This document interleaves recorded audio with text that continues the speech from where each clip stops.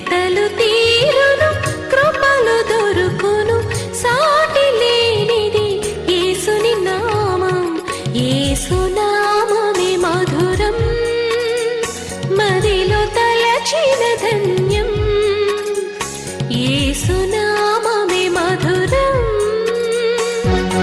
ప్రభువునందు ప్రియమైన దేవుని బిడ్డలారా, ఈ దినం ఒక ప్రత్యేక దినం. ఈ సంవత్సరంలో సగభాగం 6 మాసాలు ఈనాటికి పూర్తవుతోంది. ఇంకా 6 మాసాల్లో బైబిల్ పూర్తి చేయాలి. దేవుని కృప చొప్పున చేయగలుగుతామనుకుంటున్నాను. జూన్ 30వ తారీఖు. ఈ 30 రోజులు ప్రభువు సహాయం చేశారు, నెమ్మదినిచ్చారు, కాపాడారు. సేవ ఆటంకాలు లేకుండా ఆర్థిక కృపనిచ్చారు. ఎపిసోడ్ సహకారులు చాలా తక్కువ మంది వస్తున్నారు. పరిచర్య అవసరాలున్నాయి. ప్రభువు తన కృపను కృమ్మరించినట్లు మీరు ప్రార్థించాలి. ప్రార్థన చేసుకుని వాక్య ధ్యానము ప్రారంభిద్దాము. మమ్మలను మిక్కిలిగా ప్రేమిస్తున్న మా తండ్రి, మీకు వందనాలు, స్తోత్రాలు. నేటి వాక్య ధ్యానము ద్వారా మాతో మాట్లాడండి. ఘనత, మహిమ, ప్రభావాలు మీరే పొందండి. 6 మాసాలు ముగిశాయి. మరొక 6 మాసాలు ఈ సంవత్సరంలో ఉన్నవి. మీరే మాతో కూడా ఉండి ప్రతి ఆటంకమును పడగొట్టి కొనసాగించండి. ఆర్థికంగా కావలసిన కృపలను ఒసగండి. మహిమ, ఘనత, ప్రభావాలు మీరే పొందండి. యేసు నామమున వేడుచు ఉన్నాము తండ్రి, ఆమేన్. ప్రియమైన దేవుని బిడ్డలారా, హెబ్రీ పత్రిక 11వ అధ్యాయము మీ ఎదుట ఉంచుకొనమని మనవి చేస్తున్నాను. హెబ్రీ పత్రిక 11వ అధ్యాయం. ఇది విశ్వాస వీరుల అధ్యాయము.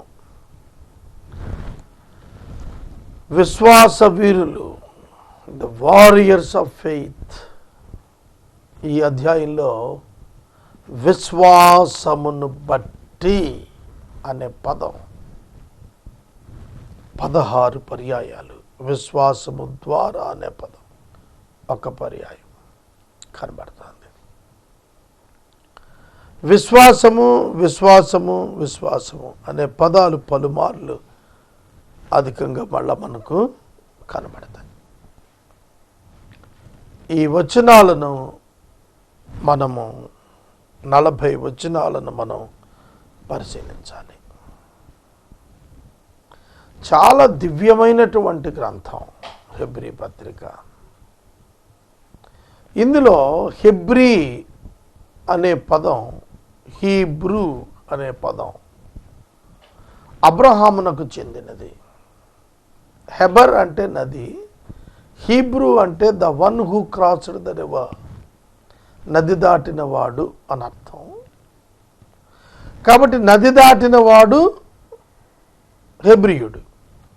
హెబ్రీయుడు అబ్రహాము. అబ్రహాము యొక్క సంతతికి, అబ్రహాము సంతతిలో యాకోబు యొక్క సంతతి అయిన ఇజ్రాయేలీయులకు ఈ పత్రిక పౌలు రాశాడు. ఇశ్రాయేలీయులు దేవుని ఏర్పాటు జనులు. ధర్మశాస్త్రం ఉన్నది, దేవాలయం ఉన్నది, ప్రవక్తలున్నారు, వారికి ప్రవచనాలు ఉన్నాయి. They knew God in there lifes. వాళ్ళకు దేవుడు తెలుసు, వాళ్ళు ఆరాధన చేస్తారు, పండుగలు చేస్తారు, బలులు అర్పిస్తారు. దేవుడు వారికి జవాబిస్తాడు. వారు దేవుని ప్రార్థిస్తారు. లోకంలో వారు దేవుని జనులని పేరు. అలాంటి వాళ్ళకి ఆ దేవుడు మానవ అవతారంలో వారి పాపాల కొరకే వచ్చాడనేది వారికి అర్థం కావాలి. హెబ్రీ పత్రికలో విశ్వాసము విశ్వాసము విశ్వాసము. ఎవరిపై విశ్వాసము? దేవునిపై విశ్వాసము. ఎవరు ఆ దేవుడు? యేసుక్రీస్తు ప్రభు. ఆదికాండము 1వ అధ్యాయము మొదలుకొని బైబిల్ గ్రంథములో మనకు ప్రత్యక్షమైన దేవుడు పాత నిబంధన కాలములోను క్రొత్త నిబంధనలోను కూడా యేసుక్రీస్తే. ప్రకటన గ్రంథం ముగింపులో కూడా నూతన భూమిపై మనతో ఉండేవాడు ఆ ప్రభువైన యేసుక్రీస్తే. దేవుని ఎవడు ఎన్నడూ ఎప్పుడు చూడలేదు యేసు తప్ప. కనుక దేవుడు తనను మానవులకు ప్రత్యక్షపరచుకోవాలనుకున్నప్పుడు యేసుక్రీస్తు ద్వారానే ప్రత్యక్షపరచుకున్నాడు. వాక్యము అని ఆయనకు పేరు. దేవుని వాక్కు ఆయన. ఆ వాక్కు చేత సృష్టి కలిగినది ఆదికాండం 1వ అధ్యాయములో. ఆ వాక్కే మానవుణ్ణి నిర్మాణం చేసినది. అతనికి కనబడి అతనితో మాట్లాడి ఏదెను వనములో అతనికి ప్రకటెముక నుండి స్త్రీని చేసి ఏదెను వనాన వారిని ఉంచి వారు పాపం చేసినప్పుడు వారికి చర్మపు చొక్కాయలు తొడిగి వారి నిమిత్తం బలినిచ్చి ఆ తరువాత వారికి ప్రత్యక్షమవుతూ ఆ ప్రజలకు ప్రత్యక్షం అవుతూ వచ్చి ఆయనే దేవుడు అని వారు గ్రహించేటట్టుగా చేశాడు. కనుక ఈ ప్రపంచ ప్రణాళికలో ప్రారంభం మొదలు అంతము వరకు ఉన్నటువంటి ప్రక్రియలో కాలములో సంభవములో తండ్రి కుమార పరిశుద్ధాత్మ దేవుడిని మనం గమనించినప్పుడు దేవుని ప్రణాళిక తండ్రిగా, కుమారుడు నెరవేర్పును పరిశుద్ధాత్మ దేవుడు క్రీస్తు నెరవేర్చిన దానిని అన్వయించుటను బైబిల్లో మనం చూస్తాము. కాబట్టి హెబ్రీ పత్రిక 11వ అధ్యాయంలో విశ్వాసమును బట్టి అక్కడ తేల్చాడు దేవుడు యేసు. యోహాను సువార్త 8వ అధ్యాయంలో విశ్వాసులైనటువంటి వారిగా తమను తాము చెప్పుకుంటున్నటువంటి యూదా జనాంగానికి యేసుక్రీస్తు ప్రభువు అడిగినటువంటిది, మీరు మీ తండ్రి అయిన అబ్రహాము నా దినము చూడాలని అనుకున్నాడు.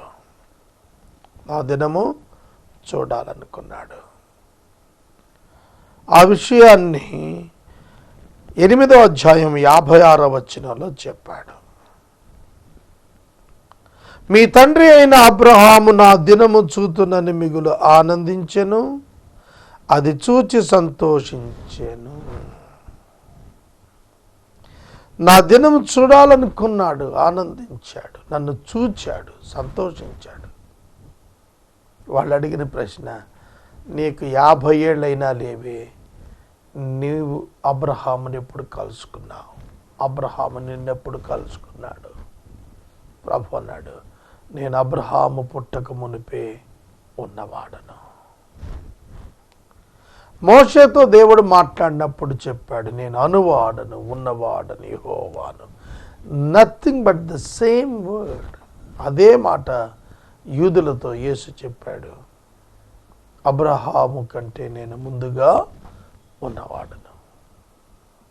అబ్రహామునకు వాక్యము ప్రత్యక్షమై అని 15:1 ఆదికాండంలో వ్రాయబడింది. ఆదికాండం 17:1, ఆదికాండం 22:1 దేవుడు అబ్రహామునకు ప్రత్యక్షమై మాట్లాడినట్లున్నది.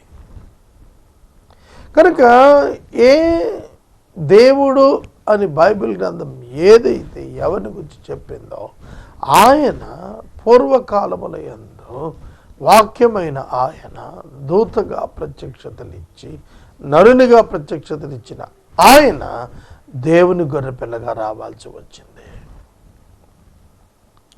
హెబ్రీ పత్రిక 9వ అధ్యాయం 27వ వచనంలో రక్తము చిందించకుండా పాప క్షమాపణ కలుగదని సామాన్యంగా చెప్పవచ్చునన్నాడు. రక్తము మానవుని ప్రాణము, ఆధారము, జీవమునకు ఆధారము రక్తము. ఆదాము యొక్క రక్తము పాపము అనంతరము కలుషితమైనది, కరప్ట్ అయిపోయింది. అదే రక్తంతో మనం పుట్టి మనం పాపులమని రుజువు చేసుకుంటున్నాం. అందుకని నా తల్లి నన్ను పాపమును గర్భమును ధరించినది అని దావీదు చెప్పింది ఆ రక్తాన్ని బట్టే. రక్తమే ప్రాణము, రక్తమే సమస్తం దేహానికి. రక్తము పోతే వచ్చేది మరణమే. కనుక రక్తము జీవము. ఆదాము యొక్క రక్తము మన యందు ప్రవహిస్తూ ఉన్నది. కనుక క్రీస్తు యొక్క రక్తము ఆదాము రక్తముతో సంబంధం లేనిది, పురుషుని ప్రమేయము లేనిది. జంతువుల యొక్క రక్తము మానవ పాపానికి రియల్ అండ్ రైట్ సబ్స్టిట్యూట్ కాదు. మనిషి కొరకు మనిషి చనిపోదగును. It's not equally valued to cover up the sin. ఆదాము పాపం చేసినప్పుడు అంజూరపు ఆకులతో కట్టుకుంటే to cover his nakedness, shame. దేవుడు అట్లా కాదని వాటిని తొలగించి ఒక జంతువును వధించి రక్తము చిందించి ఆ చర్మములను వారికి చొక్కాయలుగా కుట్టాడు, తొడిగించాడు. The bloodshed is important for the remission of the sins. The bloodshed is needed. రక్త ప్రోక్షణం ఆవశ్యకం. కనుక ఆ రక్తం ప్రోక్షించటం విషయాన్ని మోషేకి దేవుడు చెప్పింది ఏమిటంటే నిర్దోషమైన జంతువులు. అసలు అందుకని జంతువులను దేవుడు ఇచ్చింది ఎందుకు అనంటే సాక్రిఫైసెస్ కొరకు దేవుడు జంతువుని ఇచ్చాడు. ఆ జంతువు యొక్క రక్తము ద్వారా పాపము కప్పబడింది, పాపము తీయబడలేదు. అయితే క్రీస్తు యొక్క రక్తము, శిలువ శిక్షలో రక్తము విస్తారముగా చిందించబడుతుంది. తల నుండి, వీపు నుండి, చేతుల నుండి రక్తం స్రవించిపోతుంది. ఒకటి తక్కువ 40 కొరడా దెబ్బలు, ముండ్ల కిరీటము, చేతుల మీద మేకులు, కాళ్ళ మీద మేకులు, కంప్లీట్గా బ్లడ్ షెడ్ అవుతుంది. ఇది మీ నిమిత్తము విరవబడుతున్న నా శరీరము, ఇది మీ నిమిత్తము చిందించబడుతున్న నా రక్తము. కనుక ఆదాము యొక్క రక్తము మనలను పాపులుగా చేసింది. అందుకనే యేసుక్రీస్తు చెప్పింది ఏంటంటే పాత నిబంధన లేవి కాండంలో రక్తం ఎవ్వరు తినకూడదని రాశాడు.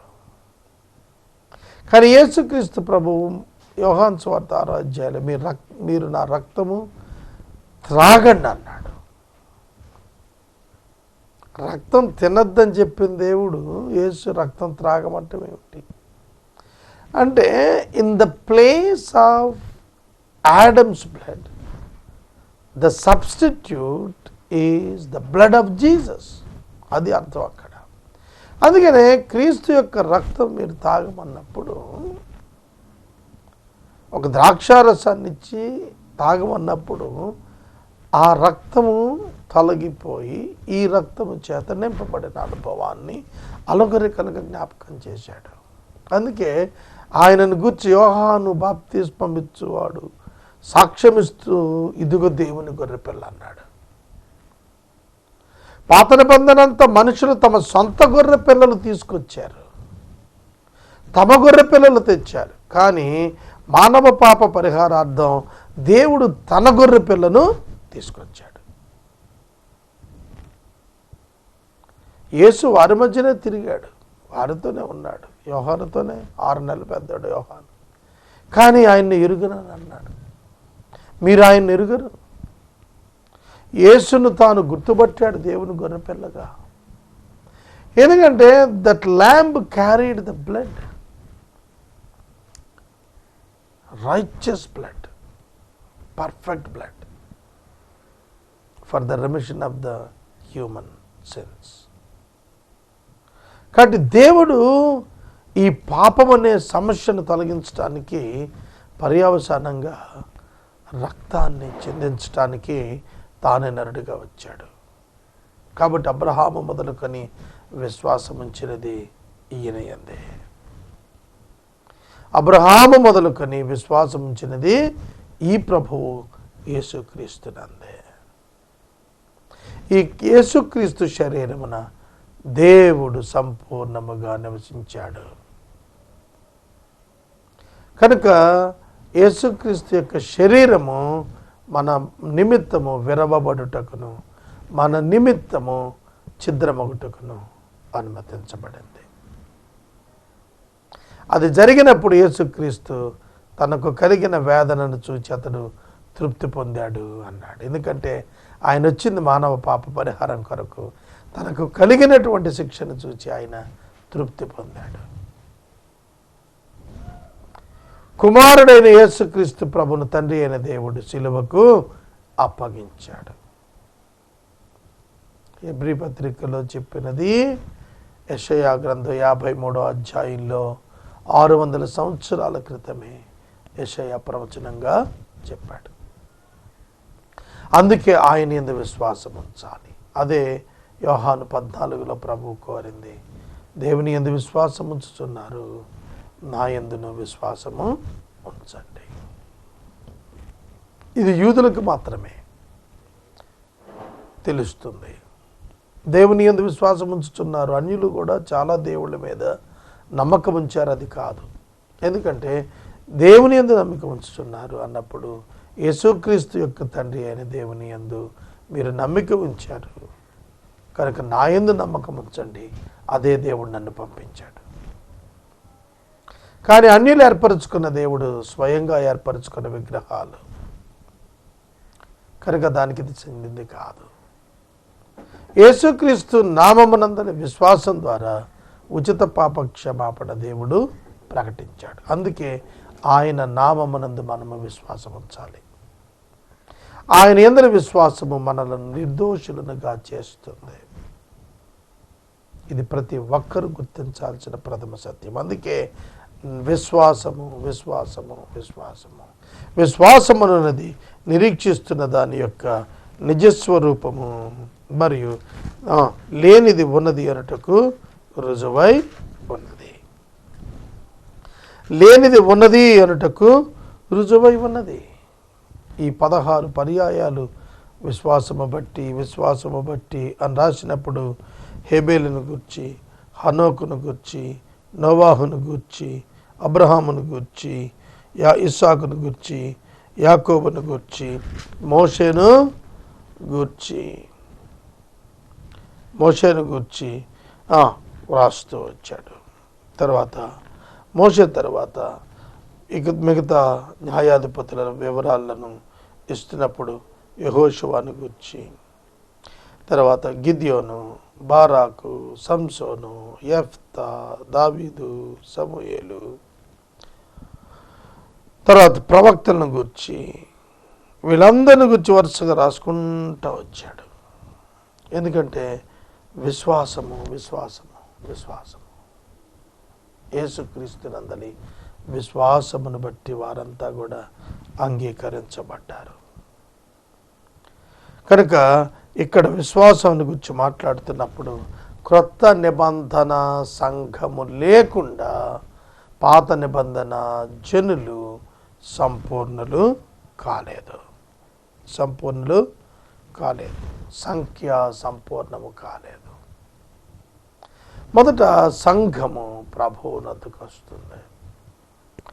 ఆ తరువాత పునరుద్ధానులైనటువంటి పాత నిబంధన భక్తులు భూమిపై క్రీస్తుతో కూడా రాజ్యము చేసిన తరువాత, తీర్పు తరువాత, అపవాదిని అగ్నిగుండమునకు పంపిన తరువాత, పాపులను అగ్నిగుండాన్ని పంపిన తరువాత నూతన అవకాశం, నూతన భూమి మీదకి వచ్చినప్పుడు సంఘము వారు కలిసి క్రీస్తుతో కూడా ఉంటారు. ఇది క్రైస్తవ నిరీక్షణ. ఇది క్రైస్తవ నిరీక్షణ. కనుక యూదులకు వాగ్దానాలు ఇంకా చాలా నెరవేర్చబడవలసినవి ఉన్నవి, ప్రవచనాలు. అవన్నీ కూడాను 1000 ఏండ్ల పాలనలో వారి కొరకు రుజువు అవుతాయి, నెరవేరుతాయి. కాబట్టి విశ్వాసం అనేది నిరీక్షిస్తున్న దాని యొక్క నిజస్వరూపం అదృశ్యమైన ఉన్నవి అంటానికి రుజువై ఉంది అని చెబుతూ పౌలు గారు, పెద్దలు దీన్ని బట్టే సాక్ష్యం పొందారు. దేవుని వాక్యము వలన నిర్మాణమైన ఈ ప్రపంచం కనబడేదానితో కాదు, కనపడని పదార్థంతో దేవుడు నిర్మాణం చేశాడని మనం నమ్ముతున్నాము. 2000 సంవత్సరాల క్రితం పౌలు గారు చెప్పిన ఈ మాట సైంటిఫిక్గా ఇప్పుడు నెరవేరింది. మనం చూస్తున్న ఈ పదార్థం కనబడేది దాని చేత నిర్మాణం చేయబడలేదని ఇప్పటికీ తెలుసుకోగలిగారు.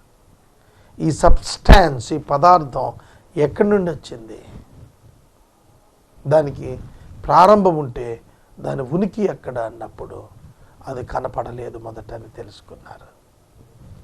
కనుక విశ్వాసమును బట్టి కయీనుతో మొదలుపెట్టాడు. కయీను, హేబెల్. కయీనుకి విశ్వాసము లేదు. ఏమిటా విశ్వాసం అంటే రక్తము చిందించబడకుండా పాపక్షమాపణ కలుగదనే విశ్వాసం లేదు. ఆ రక్తము క్రీస్తు రక్తమే అనే విశ్వాసము లేదు. కానీ హేబెల్ అయితే నిర్దోషమైనటువంటి ఒక మానవుని రక్తము చేత తాను విమోచించబడతాడని తాను నమ్మాడు. దాని కొరకు ముంగుర్తుగా ఒక గొర్రె పిల్లను మందలో క్రొవ్విన దానిని తీసుకొని వచ్చాడు. దేవునిపై విశ్వాసము లేనటువంటి వాడైనటువంటి కయీను అర్పణ తీసుకొని వచ్చినప్పుడు పంటలో కొంత తెచ్చాడు, దేవునికి ప్రథమ భాగం ఇవ్వలేదు. మరియు అతడు దేవుని యొక్క ప్రాధాన్యత అయినటువంటి రక్తానికి అతడు విలువ ఇవ్వలేదు. కనుక దేవుని యొక్క వాక్యాన్ని మనం చూస్తున్నప్పుడు ఏమిటి విశ్వాసము? కనిపిస్తున్న గొర్రెపిల్ల విశ్వాసానికి తార్కాణం కాదు. హేబేలు తెచ్చిన గొర్రెపిల్ల, తీసుకొచ్చిన గొర్రెపిల్ల విశ్వాసానికి తార్కాణం కాదు. కనిపిస్తోంది అది అక్కడ, కానీ కనబడనిది ఉన్నది అనుటకు రుజువైనది. విశ్వాసం అనేది నిరీక్షిస్తున్న దాని నిజస్వరూపం. నిజస్వరూపం విశ్వాసమును బట్టి క్రీస్తులో ఉన్నది.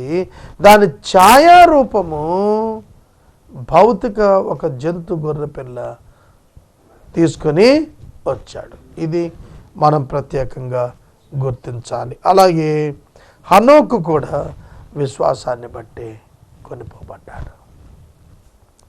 ద లైఫ్, జీవము దేవుని చేత ఇవ్వబడుతుంది అనే ఒక విశ్వాసము హనోకు జీవితంలో కనిపిస్తుంది. కనుక life comes from God, Jesus అనేది అతడు గ్రహించి దేవుని ఆజ్ఞల చొప్పున దేవునికి ఇష్టమైన వానిగా నడుచుకుంటూ వెళ్ళాడు. 360 సంవత్సరాలు అతడు విశ్వాసంతో జీవించాడు. దేవుడు అతనిని కొనిపోగా అతడు లేకపోయాను. అతడేమయ్యాడు ఎవ్వరికి తెలియలేదు. విశ్వాసము లేకుండా ఎవరు దేవునికి ఇష్టడై ఉండుట అసాధ్యము. దేవుని యొద్దకు వచ్చినప్పుడు ఆయన ఉన్నాడనియు తనను వెతుకు వారికి ఫలము దయచేయువాడనియు నమ్మవలెను కదా. Bible is the only book gives you the mind of God and His will for you. నీ కొరకైన దైవ చిత్తాన్ని, దేవుని మనస్సును నీకు చూపించేదే బైబిల్ గ్రంథం. అందుకే హనోకైనా నోవాహైనా మునుపు చూడని సంగతులు నోవాహు విశ్వాసము ద్వారా గ్రహించాడు. మునుపు వర్షం తెలియదు, ఆకాశం నుండి నీరు చిందించబట్టం తెలియదు, కానీ దాన్ని నమ్మాడు. నమ్మి 100 సంవత్సరాల అవమానాలు పడుతూ ఓడ నిర్మాణం చేశాడు. సింగిల్ ఎజెండాతో పనిచేశాడు. నమ్మ వీలు లేనిది, నమ్మశక్యము కానిది తెలుపబడినప్పుడు నమ్మాడు. లోకమంతా ఒకవైపు పెడితే తానొక్కడే ఒకవైపు నడిచాడు. నేను బైబిల్ నా వరుస రీడింగ్లో ఇవాళ నేను ఎస్తేరు గ్రంథం కంప్లీట్ చేస్తూ అందులో ఒక మాట నన్ను ఆకర్షించింది. అదేమిటంటే, రాజైన అహష్వేరోషునకు హామాను చెప్పినది ఏమిటంటే, ఒక జాతి ప్రజలున్నారు, 127 సంస్థానాల్లో ఒక జాతి ప్రజలున్నారు. ఆ జాతి ప్రజలు మిగిలిన జాతుల ప్రజల కంటే భిన్నముగా ప్రవర్తించుచున్నారు. అది they are different. Their behavior is different. Their faith is different. Their God is different. Their attitude is different. Their works are different. They are unique and they are separate. Wonderful. Wonderful. క్రైస్తవుడు అంటే అదే. ఆనాటి యూదుని కంటే క్రైస్తవుడు ఇంకా ఎక్కువ ప్రత్యేకించబడినవాడు. Set apart. క్యారెక్టర్కి ప్రాధాన్యత ఇస్తాడు కంఫర్ట్ కంటే, హ్యాపీనెస్ కంటే హోలీనెస్కి ప్రాధాన్యత ఇస్తాడు. కనబడుతున్న దానికంటే కనపడని దానిపైన మనసు పెట్టుకుంటాడు. It's all because of faith on Jesus. యేసుపై విశ్వాసం, దేవునిపై నమ్మకం. వారు కనబడుతున్న పరిస్థితులను బట్టి తమ జీవితాలను నడుపుకోలేదు. కనపడని ఆ గొప్ప నిరీక్షణను బట్టి తమ జీవితాలు నడిపించుకున్నారు. They walk by faith, not by sight. They walk by faith, not by sight. కనుక బైబిల్ గ్రంథం అంతా కూడా విశ్వాసులు విశ్వాసంతో నడిచారు, హృదయంతో చూచారు, కంటితో కాదు. They saw with their heart, not with their ice. They here with their heart, not by their years. కనుక వారి ప్రతి అడుగు విశ్వాసంతోనే పడింది, రాజాజ్ఞను బట్టి పడలేదు. దేవుడు వారికి ఇచ్చిన దాన్ని బట్టి పడింది. ప్రార్థన చేస్తాను. రేపటి దినం మిగిలిన వాక్యం కంటిన్యూ చేస్తాను. తలలు వంచండి. ప్రభువా, మీకు వందనాలు. పరిశుద్ధుడా, కృతజ్ఞతలు. మా మనోనేత్రాలు తెరిచారు, మీకు కృతజ్ఞతలు. మీరు మాకు ఇవ్వబోతున్న ఆ నిత్యరాజ్యం కొరకు వందనాలు.